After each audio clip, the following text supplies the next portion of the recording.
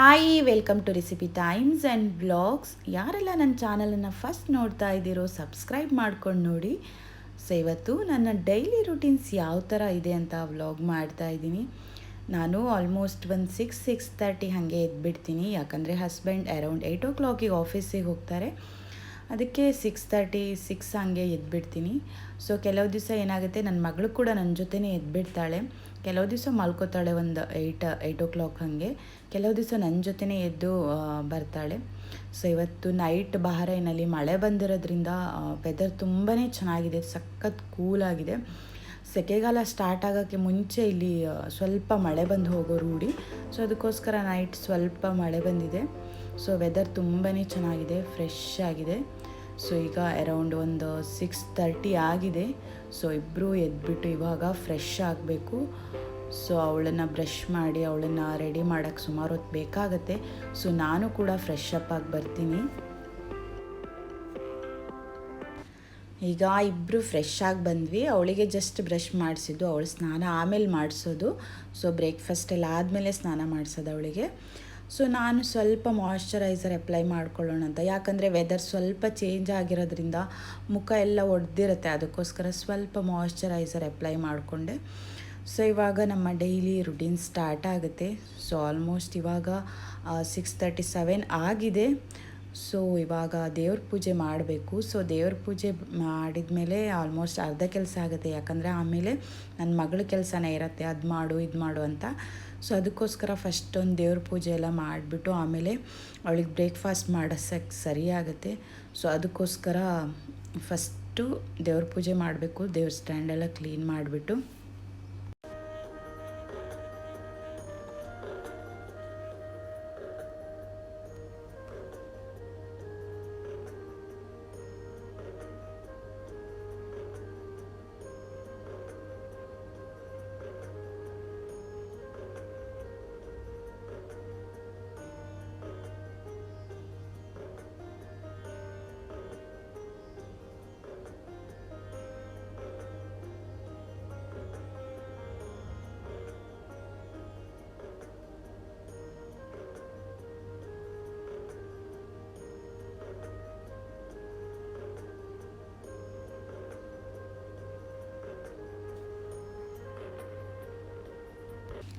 ನೋಡಿ. ಇವಾಗ ದೇವ್ರ ಪೂಜೆ ಎಲ್ಲ ಮುಗಿದಿದೆ. ಇವಾಗ ಬ್ರೇಕ್ಫಾಸ್ಟಿಗೆ ಪೂರಿ ಮಾಡೋಣ ಅಂತ ರೆಡಿ ಮಾಡ್ಕೋತಾ ಇದ್ದೀನಿ.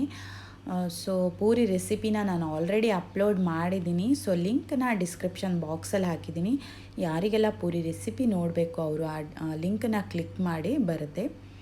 ಸೊ ಪೂರಿನೂ ಅಷ್ಟೇ, ನೀವು ಎಷ್ಟು ಚೆನ್ನಾಗಿ ನೀಟಾಗಿ ನಾದ್ಕೋತೀರಾ ಅಷ್ಟು ಚೆನ್ನಾಗಿ ಪೂರಿ ಬರುತ್ತೆ. ಇಲ್ಲಾಂದರೆ ಪೂರಿ ಉಬ್ಬಲ್ಲ, ಹಾಗೆ ಕ್ರಿಸ್ಪಿಯಾಗೂ ಬರಲ್ಲ. ನೀವು ಕ್ರಿಸ್ಪಿಯಾಗಿ ಬರಬೇಕು ಅಂದರೆ 1-2 ಸ್ಪೂನ್ ಆಗುವಷ್ಟು ರವೆ ಆ್ಯಡ್ ಮಾಡ್ಕೋಬೇಕು. ಸೊ ನೀಟಾಗಿ ನಾದ್ಕೋಬೇಕು. ನೀವು ಎಷ್ಟು ಚೆನ್ನಾಗಿ ನಾದ್ಕೋತೀರಾ ಅಷ್ಟು ಚೆನ್ನಾಗಿ ಪೂರಿ ಉಬ್ಬಿ ಬರುತ್ತೆ. ಸೊ ನನ್ನ ಮಗಳಿಗೆ ಪೂರಿ ಅಂದರೆ ಇಷ್ಟ, ಅದಕ್ಕೆ ಪೂರಿ ಮಾಡ್ತಾಯಿದ್ದೀನಿ. ಸೊ ನಾನು ಹಾಕ್ತಾ ಇರೋದು ಥರ್ಸ್ಡೇ ವ್ಲಾಗ್, ಸೊ ನಿನ್ನೆದು. ಸೊ ಇವತ್ತು ಹಾಕ್ತಾಯಿದ್ದೀನಿ. ಸೊ ನೋಡಿ, ನೀಟಾಗಿ ಇವಾಗ ನಾದ್ಕೊಂಡಿದ್ದೀನಿ.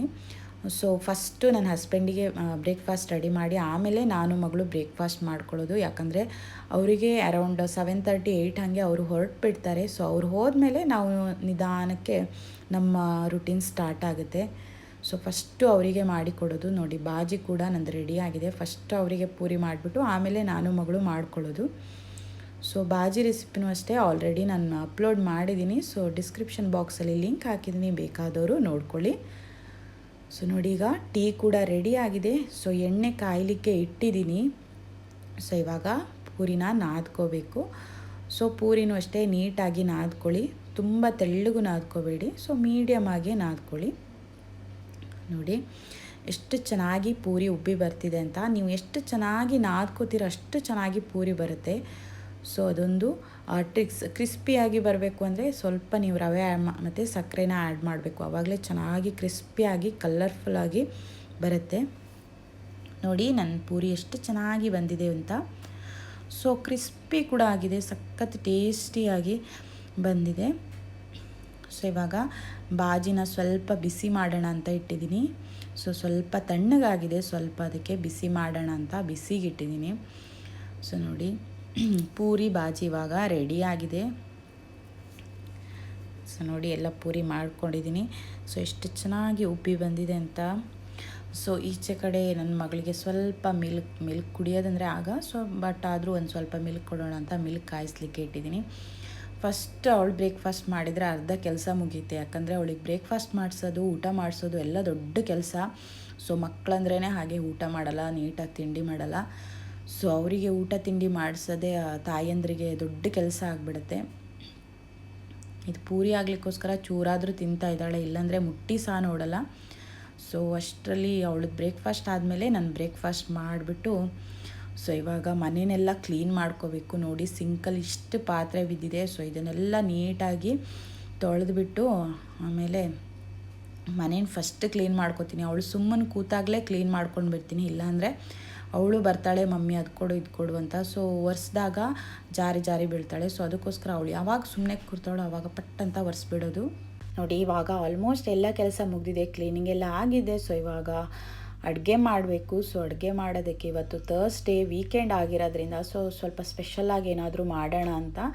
ಸೊ ಅದಕ್ಕೋಸ್ಕರ ಚಿಕನ್ ಬಿರಿಯಾನಿ ಮಾಡೋಣ ಅಂತ ಡಿಸೈಡ್ ಮಾಡಿ ಚಿಕನ್ ತರಬೇಕು. ಸೊ ಚಿಕನ್ ತರೋದಕ್ಕೆ ನಮ್ಮ ಮನೆ ಕೆಳಗಡೆನೆ, ಫ್ಲ್ಯಾಟ್ ಕೆಳಗಡೆನೆ ಒಂದು ಸೂಪರ್ ಮಾರ್ಕೆಟ್ ಇದೆ. ಸೊ ಅಲ್ಲಿಗೆ ಹೋಗ್ತಾ ಇದ್ದೀವಿ.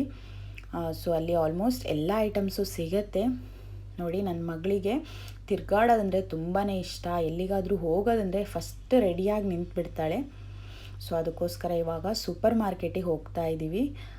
ಸೊ ಮನೆ ಹತ್ರನೇ ಇದೆ, ಅಲ್ಲೇ ಕೆಳಗಡೆನೇ ಇದೆ. ನೋಡಿ ಇದು ಆಲ್ಮೋಸ್ಟ್ ಒಂದು 11:30 ಆಗಿದೆ. ಇವಾಗ ರೋಡ್ ತುಂಬಾ ಖಾಲಿ ಇದೆ. ಸೊ ನಾನು ಮಗಳು ಹಾಗೆ ನನ್ನ ನೈಬರ್, ಇವಳು ಸಹ ಕುಂದಾಪುರದವಳು. ಇವಳು ರೀಸೆಂಟಾಗಿ ಬಹರೇನಿಗೆ ಬಂದಿದ್ದು, ಇಲ್ಲಿ ವರ್ಕ್ ಮಾಡ್ತಿದ್ದಾಳೆ ಇವಾಗ. ಸೊ 3 ಜನ ಸೂಪರ್ ಮಾರ್ಕೆಟಿಗೆ ಹೋಗ್ತಾ ಇದ್ದೀವಿ.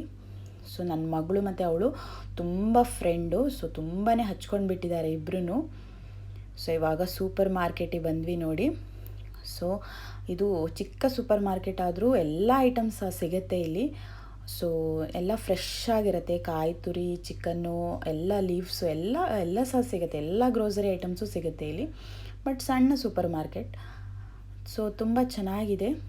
ಸೊ ಸ್ವಲ್ಪ ರೈಸ್ ತೊಗೊಳ್ಳೆ, ಯಾಕಂದರೆ ಬಾಸ್ಮತಿ ರೈಸ್ ಸ್ವಲ್ಪ ಖಾಲಿ ಆಗಿತ್ತು. ಸೊ ಅದಕ್ಕೋಸ್ಕರ ಒಂದು ಸ್ವಲ್ಪ ರೈಸು ಹಾಗೆ ಸ್ವಲ್ಪ ಕರ್ಡ್ ತೊಗೊಂಡೆ. ಹಾಗೆ ಸ್ವಲ್ಪ ಪುದೀನ ಸೊಪ್ಪು ಮತ್ತು ಕೊತ್ತಂಬರಿ ಸೊಪ್ಪು, ಹಾಗೆ ಒಂದು ಚಿಕನ್ ತೊಗೊಂಡೆ. ಚಿಕನ್ ಸಹ ಫ್ರೆಶ್ ಆಗಿ ಸಿಗುತ್ತೆ. ಸೊ ಇವತ್ತಿನ ಡೇಟಿದೆ ಸಿಕ್ಕಿದೆ. ಸೊ ಫ್ರೆಶ್ ಚಿಕನ್ನೇ ಸಿಗುತ್ತೆ. ಸೊ ಚಿಕನ್ ಕೂಡ ತುಂಬಾ ಚೆನ್ನಾಗಿರುತ್ತೆ, ಆಲ್ಮೋಸ್ಟ್ ಫ್ರೆಶ್ ಆಗಿ ಸಿಗುತ್ತೆ ಈ ಸೂಪರ್ ಮಾರ್ಕೆಟಲ್ಲಿ. ಸೊ ಅವಳು ಬಂದ್ಲಂದರೆ ಅವಳಿಗೆ ಐಸ್ ಕ್ರೀಮ್ ಕೊಡಿಸ್ದೆ, ಮನೆಗೆ ಬರಲ್ಲ. ಸೊ ಅದಕ್ಕೋಸ್ಕರ ಒಂದು ice cream. So ice cream ನೋಡಿ, ಐಸ್ ಕ್ರೀಮ್ ಅಂದರೆ ಪಂಚ ಪ್ರಾಣ. ಎಲ್ಲಿ ಹೋದರೂ ಐಸ್ ಕ್ರೀಮ್ ಬೇಕೇ ಬೇಕು ಅವಳಿಗೆ. ಸೊ ಇವಾಗ ಆಲ್ಮೋಸ್ಟ್ ಏನಿಲ್ಲ, ಚಿಕ್ಕ ಪುಟ್ಟ ಐಟಮ್ಸ್ ಎಲ್ಲ ತೊಗೊಂಡು ಹೊರಡ್ತಿದ್ದೀವಿ.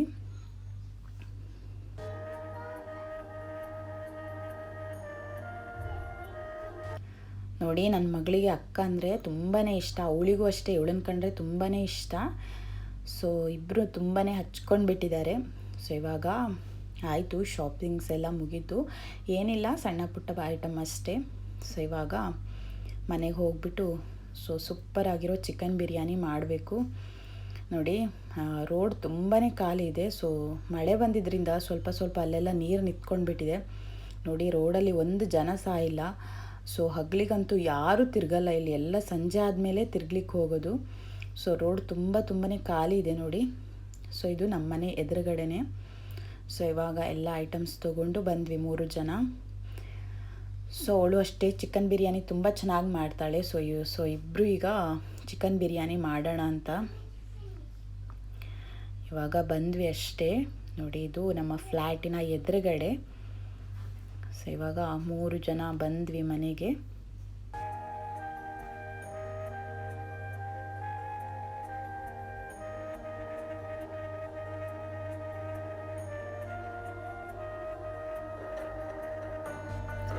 ಇವಾಗ ಮನೆಗೆ ಬಂದ್ವಿ ಎಲ್ಲ ತಗೊಂಡು. ಸೊ ಇವಾಗ ಚಿಕನ್ ಎಲ್ಲ ಕ್ಲೀನ್ ಮಾಡಬೇಕು. ಸೊ ಕೆಲವು ದೊಡ್ಡ ಮಾಲಲ್ಲಾದರೆ ಏನಾಗುತ್ತೆ, ಚಿಕನ್ ಎಲ್ಲ ಕಟ್ ಮಾಡಿ ಕೊಡ್ತಾರೆ, ಬಟ್ ಇಲ್ಲಿ ಕಟ್ ಮಾಡಿ ಕೊಡಲ್ಲ, ಹಾಗೆ ಇಡೀ ಚಿಕನ್ನೇ ಕೊಡ್ತಾರೆ. ಸೊ ಅದನ್ನು ಇಬ್ಬರೂ ಸೇರಿ, ನಾನು ಹಾಗೆ ನನ್ನ ಫ್ರೆಂಡ್ ವಿಭಾ ಸೇರಿ ಕಟ್ ಮಾಡ್ತಾ ಇದ್ದೀವಿ. ಸೊ ಅವಳು ಚಿಕನ್ ಬಿರಿಯಾನಿ ತುಂಬ ಚೆನ್ನಾಗಿ ಮಾಡ್ತಾಳಂತೆ. ಸೊ ಅದಕ್ಕೋಸ್ಕರ ಇಬ್ಬರು ಸೇರಿ ಮಾಡ್ತಾಯಿದ್ದೀವಿ. ಇವತ್ತು ವೀಕೆಂಡ್, ಅವಳಿಗೆ ಇವತ್ತು ರಜಾ ಇದೆ. ಸೊ ಇಬ್ಬರು ಸೇರಿ ಸೂಪರಾಗಿ ಚಿಕನ್ ಬಿರಿಯಾನಿ ಮಾಡೋಣ ಅಂತ ಚಿಕನ್ನ ಕಟ್ ಮಾಡ್ತಾಯಿದ್ದೀವಿ. ನೋಡಿ ಇವಾಗ ಚಿಕನ್ ಎಲ್ಲ ಕಟ್ಟಾಗಿದೆ. ಇವಾಗ ಮ್ಯಾರಿನೇಟ್ ಮಾಡಬೇಕು, ಸ್ವಲ್ಪ ಮ್ಯಾರಿನೇಟ್ ಮಾಡಿ ಇಡಬೇಕು. ಸೊ ಅದಕ್ಕೋಸ್ಕರ ಪುದೀನ ಮತ್ತು ಹಾಗೆ ಕೊತ್ತಂಬರಿ ಸೊಪ್ಪು ಮತ್ತು ಹಸಿಮೆಣಸು ಇದು ಮೂರನ್ನು ಪೇಸ್ಟ್ ಮಾಡಿ ಆ್ಯಡ್ ಮಾಡ್ಕೋತಾ ಇದ್ದೀನಿ. ಬಿರಿಯಾನಿ ರೆಸಿಪಿನೂ ಹಾಗೆ ಆಲ್ರೆಡಿ ನಾನು ಅಪ್ಲೋಡ್ ಮಾಡಿದ್ದೀನಿ. ಸೊ ಅದಕ್ಕೇ ಸ್ವಲ್ಪ ಅರಿಶಿನ, ಹಾಗೆ ಸ್ವಲ್ಪ ಉಪ್ಪು,